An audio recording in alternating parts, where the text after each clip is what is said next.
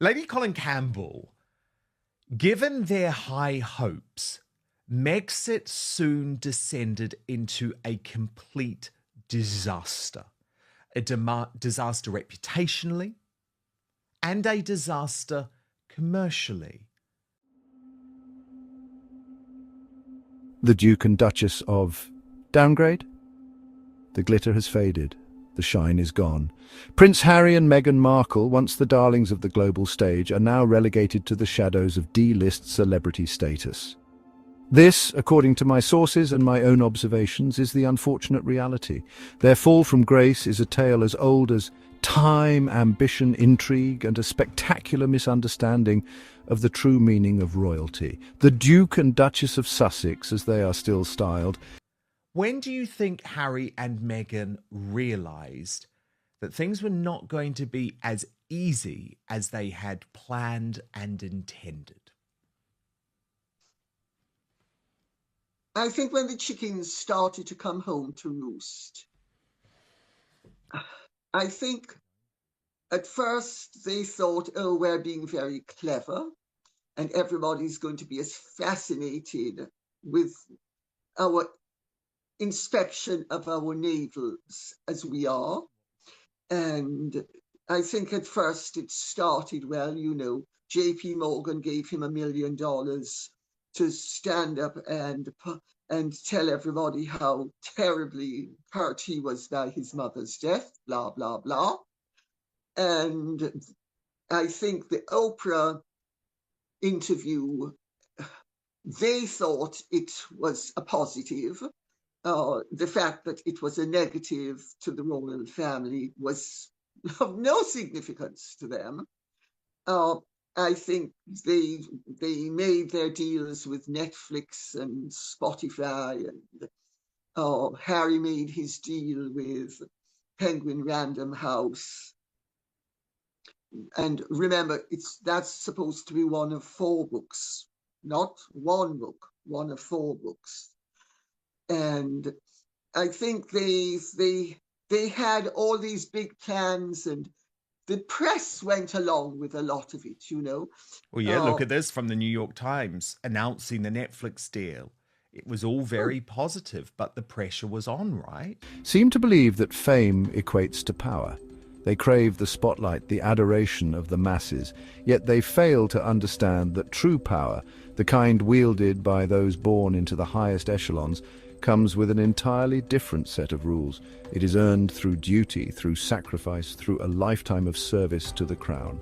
The allure of Hollywood, with its promise of easy fame and fortune, has proven to be their undoing. They have traded their birthright for a mess of pottage, a fleeting moment in the glare of the paparazzi's flashbulbs, but the cameras, as they always do, will eventually move on, leaving Harry and Meghan to face the consequences of their choices.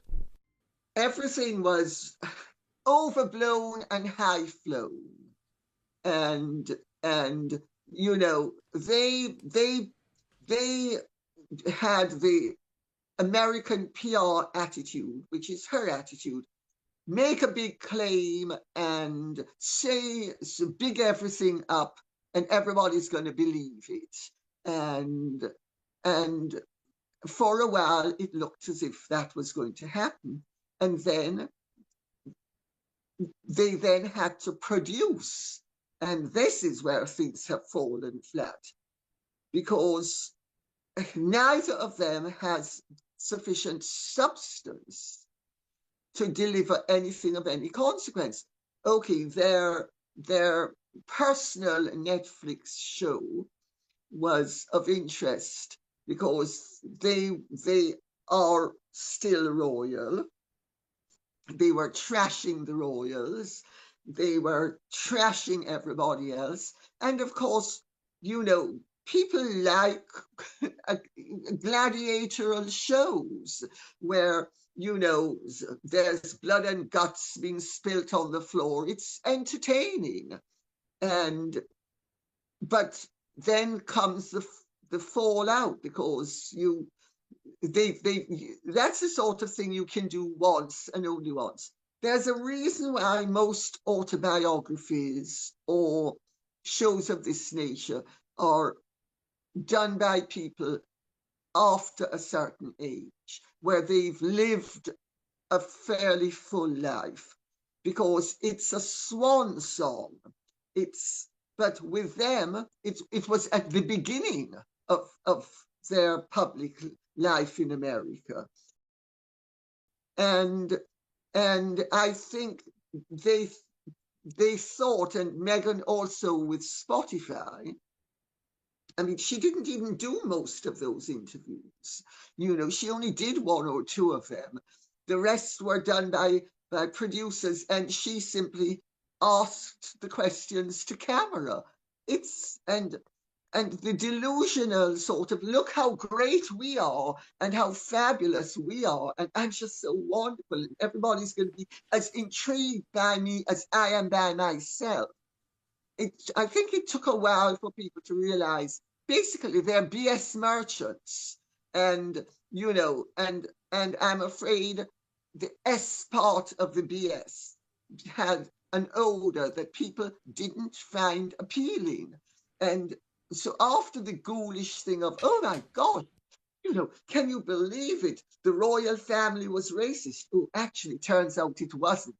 So after that, things hit terra firma, and all of a sudden, people say, and no, you will know, Dan, better than most people. The one thing Hollywood does not tolerate is failure. And Harry and Meghan have turned out to be poisonous, box office poison. Absolutely. And everything they deliver has no substance. And everything they deliver is actually as boring as they are. The only thing that has been of interest was the Oprah interview and the Netflix series, because that was about them. No matter how awful or wonderful they were, it was about them. Their every move is now shadowed by whispers of scandal and intrigue. Allegations of unsavory behavior swirling around Meghan have cast a pall over their carefully constructed image.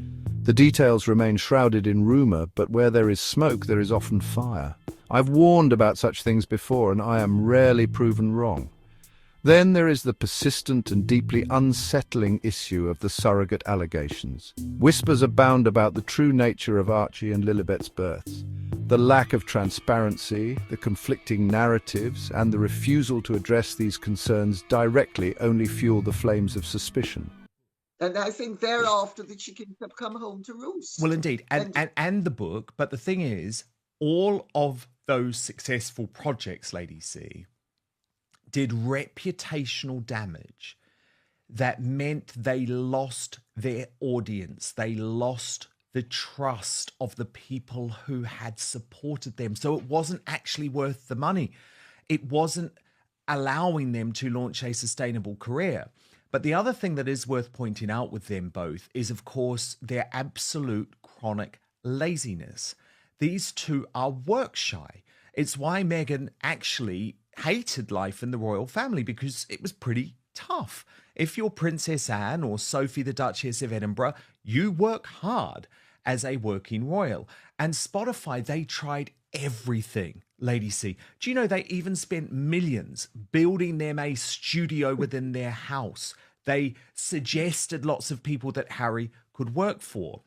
But when I think really their reputation was shot was when Bill Simmons, who was the boss at Spotify, a very successful podcaster in his own right, and had to try and make this $20 million deal work. And remember, Lady C, for 2 years, we'd only ever had a Christmas special of something from Archibald Productions. That was it, where they sort of interviewed James Corden. It was very, very weird.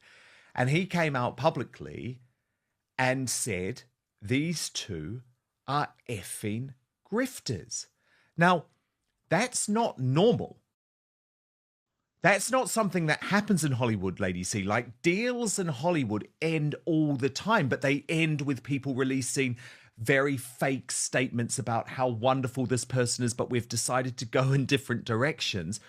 The boss at Spotify says, no. These two are effing grifters.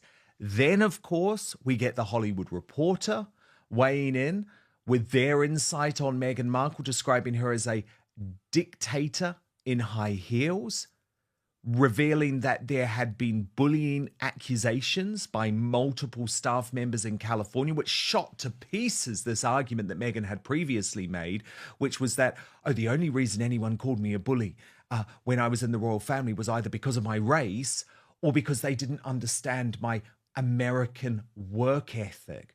But no, the Hollywood folk feel exactly the same way. So at that point, Lady C, all of the sort of mystique around these two was blown up, blown to smithereens, in fact. The public, and indeed those who value the integrity of the line of succession, deserve answers. These scandals, whether founded or not, have undoubtedly taken their toll. The pressure on their marriage is palpable. The once enchanting love story now seems strained, a fragile facade struggling to conceal the cracks beneath the surface. The weight of their choices, the consequences of their actions, are finally becoming too heavy to bear. Reality has a wonderful way of landing after the high-flown claims of unrealistic expectations and false narratives. And that's what's happened. I thought it was very interesting that Bill Simmons came out and said what he did, because that told me that insofar as a lot of people in Hollywood were concerned, that they were already busted flushes. But, you know, Dan, I have friends in Hollywood who are, I suppose, what you'd call Hollywood royalty, you know, of a certain generation, and really very well established. And one of the things that I was told some time ago was that after Meghan and Harry went to Hollywood, and after the initial excitement, people started to think, hang on a second, this is the girl who's Thomas Markle's daughter. But for instance, George Clooney was lit by Thomas Markle. And there are all sorts of people in Hollywood who are the sort of people Meghan wanted to impress, who had had working relationships with her father. And that is a banana skin that nobody seems to be aware of, that helped to bring her downfall because of the way she has behaved towards her father. And her father was a revered and respected figure in Hollywood before her. And in fact, she's never been a revered or respected figure in Hollywood. I was told that it was actually a miracle that she got Suits, because she was so pushy. She'd be given a part with 2 lines as a favor to her father or to Trevor. And she'd then be chewing up everybody. Oh, I think I should have a bigger part or a better part and more lines. And some of the directors would say, oh, let's just get rid of her. So they'd build in the lines, they'd shoot them, and then never use them.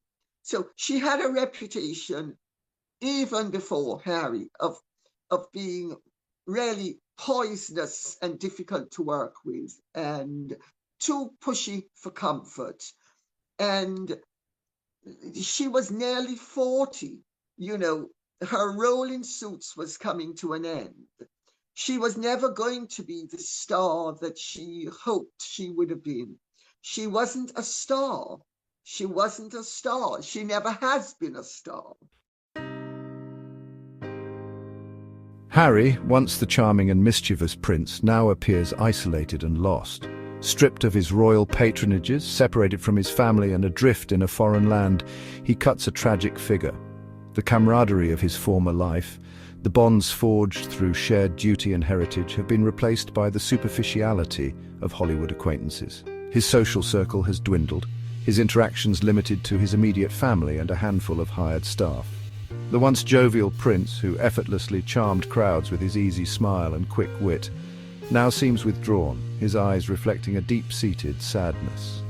He is a stranger in a strange land, both geographically and emotionally. The whispers follow him, branding him as henpecked and out of his depth. The press, once enamored by his every move, now dissects his every word and gesture. So her Hollywood ambitions were already, but if you add all of that into, because people were buying Harry, Meghan was a tag along, and then they realized that not only have Harry and Meghan poisoned the pond by trashing the royal family, and you do that once or twice. You can't do it constantly. It's all been done. It's all been said, and it's their narrative doesn't add up. And I think all of that has led to the realization that everybody was over optimistic about them. And the irony is, had they been prepared to listen and had they been prepared to take direction, they might actually have succeeded despite their lack of talent and their lack of content, because they would have had other people writing the script for them, so to speak, telling them, oh, no, you mustn't say that because it's not going to play well. You need to say something else and that will play better. And had they been amenable to suggestion, they might have been more of a success. But they I gather, will never listen to any direction whatsoever. Both of them know better than anybody else. And when you're talentless and a know-it-all, and you won't take direction from the professionals, of course you're going to end up tanking. And they have tanked. But it's been a gradual process. Searching for signs of weakness or discontent. This is the price of their chosen path. A life lived under the constant scrutiny of public opinion. The impact of Harry and Meghan's actions extends far beyond their immediate circle. The royal family, that bastion of tradition and stability, has been shaken to its core. The Queen, a beacon of strength and grace for generations, has endured unimaginable heartache.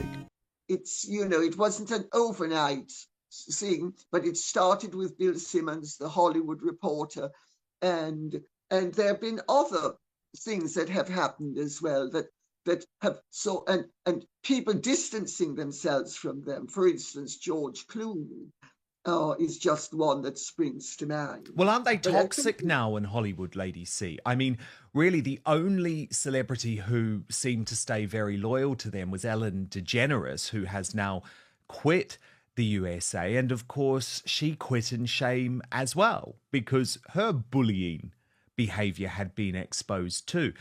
The others, Oprah Winfrey, Gayle King, Clooney, as you mentioned, have all wanted to distance themselves as much as possible. They certainly don't like being seen in public because, unfortunately for Harry and Meghan, they are now considered box office bombs. And it's very difficult in Hollywood once you are once you are branded and there is proof to connect you to the fact that you are toxic when it comes to box office, that you're actually going to cost companies money, it's really difficult. People don't want to touch you after that. To see her own grandson turn his back on his heritage, to air his grievances on the global stage, has been a source of immense sadness. The institution of the monarchy itself has been called into question. The Sussexes' relentless pursuit of personal gain, their willingness to exploit their royal connections for financial profit, has tarnished the image of the crown. Their actions have given ammunition to those who question the relevance of the monarchy in the modern world. The damage, I fear, may be irreparable. The fairy tale has curdled, leaving behind a bitter aftertaste. The Duke and Duchess of Sussex, once symbols of hope and modernity, are now cautionary tales.